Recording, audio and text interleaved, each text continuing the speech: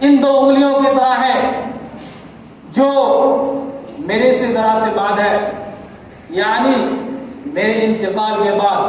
قیامت ان قریب بہت جلد آنے والا ہے۔ معلوم کیا چلا کہ نبی کریم صلی اللہ علیہ وسلم کے انتقال کے بعد ہی قیامت کی نشانیاں شروع ہو چکی ہیں۔ میں چند نشانیاں میں بیان کروں گا جو آج ہمارے معاشرے میں پائے جاتے ہیں، آج ہم سب مشاہدہ کرتے ہیں۔ ان میں سے سب سے پہلی نشانی یہ ہے کہ ہر آنے والا وقت گزرے ہوئے وقت سے برا ہوگا۔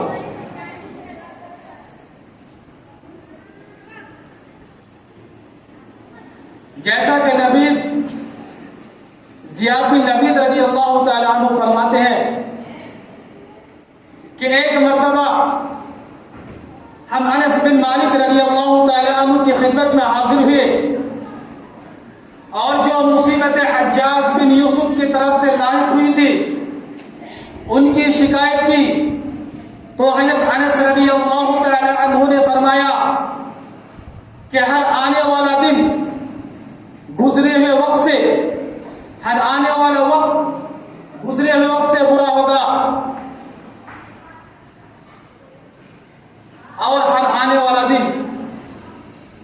گزرے ہوئے دن سے برا ہوگا۔ حضرت انس رضی اللہ تعالیٰ عنہ نے فرمایا، اور حضرت انس رضی اللہ تعالیٰ عنہ فرماتے ہیں کہ بات میں نے نبی کریم صلی اللہ علیہ وسلم سے سنی، یعنی ہر آنے والا وقت گزرے وقت سے برا ہوگا۔ اس حدیث سے پتہ یہ چلتا ہے کہ ہر آنے والا وقت گزرے ہوئے وقت سے برا ہوگا، البتہ کبھی اس کو الٹا بھی ہو سکتا ہے، جیسا کہ حجاج بن یوسف کے بعد عمر بن عبدالعزیز رحمہ اللہ کا اچھا دور آیا تھا، لیکن حدیث اپنی جگہ پر حق ہے، لیکن اگر مجموعی طور پر لوگوں سے پوچھا جائے تو شاید ہی کوئی انسان یہ کہے گا کہ موجودہ وقت پہلے وقت سے بہتر تھا، کوئی نہیں کہے گا، سب یہی جواب دے گا کہ پہلا وقت بہتر تھا، پہلے وقت میں امن و امان تھی، پہلے وقت میں چین سکون تھا، سب اللہ کو ماننے والے تھے، اتنا فساد نہیں تھا۔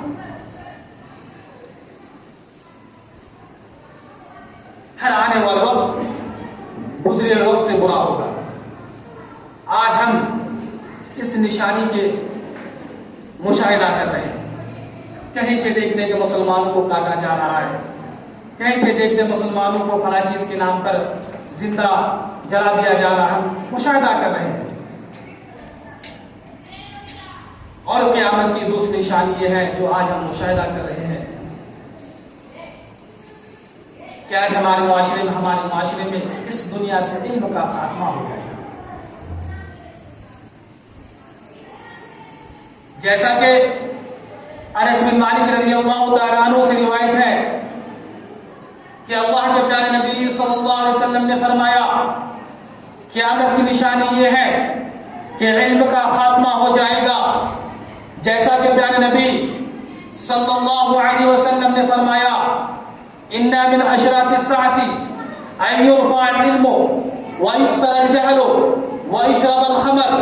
قیامت کی نشانی میں سے یہ ہے کہ علم اٹھا لیا جائے گا، شراب پی جائے گی اور جہالت بڑھ جائے گی۔ میرے محترم سامعین و سامعات، یہاں علم سے مراد سائنس یا ٹیکنالوجی یا ریاضی کا علم نہیں، بلکہ یہاں مراد دین علم ہے۔ آج ہم معاشرے میں، آج موجودہ حالات میں، آج موجودہ وقت میں آج اس نشانی کا مشاہدہ کر رہے ہیں۔ آج ہر شخص سے، آج معاشرے کے کسی شخص سے ایک پوچھئے کہ آپ کے محلے میں، آپ کے معاشرے میں، آپ کے قصبے میں، آپ کے شہر میں کتنے افراد ایسے ہیں جو دینی تعلیم حاصل کر رہے ہیں، کتنے افراد ایسے ہیں جو دین کے شیدا ہیں۔ آپ حضرات کہیں گے، آج آپ حضرات کہیں گے اتنی جلدی کیسے علم کو اٹھا کیسے لیا جائے گا، اتنی جلدی علم کیسے ختم ہو جائے گا۔ آج تو ہمارے معاشرے میں دینی مدارس کی کثرت ہے، علماء کی کثرت ہے، اتنی جلدی کیسے علم اٹھا لیا جائے گا۔ یہی بات اللہ کے پیارے نبی صلی اللہ علیہ وسلم نے صحیح بخاری کے اندر فرمایا. نبی کریم صلی اللہ علیہ وسلم کے سامنے کسی بات کا تذکرہ ہوا. آپ صحابہ کے درمیان کسی بات کا تذکرہ کر رہے تھے اور پیارے نبی صلی اللہ علیہ وسلم نے فرمایا یہ اس وقت ہوگا جب علم اٹھا لیا جائے گا, جب علم ختم ہو جائے گا. اسی دوران ایک صحابی رسول زیاد بن لبید رضی اللہ تعالی عنہ پوچھتے ہیں, عرض کرتے ہیں یہ اللہ کے رسول صلی اللہ علیہ وسلم علم کیسے ختم ہو جائے گا, علم کیسے اٹھا لیا جائے گا؟ پیارے نبی صلی اللہ علیہ وسلم فرماتے ہیں اے زیاد میں تو تمہیں مدینے کے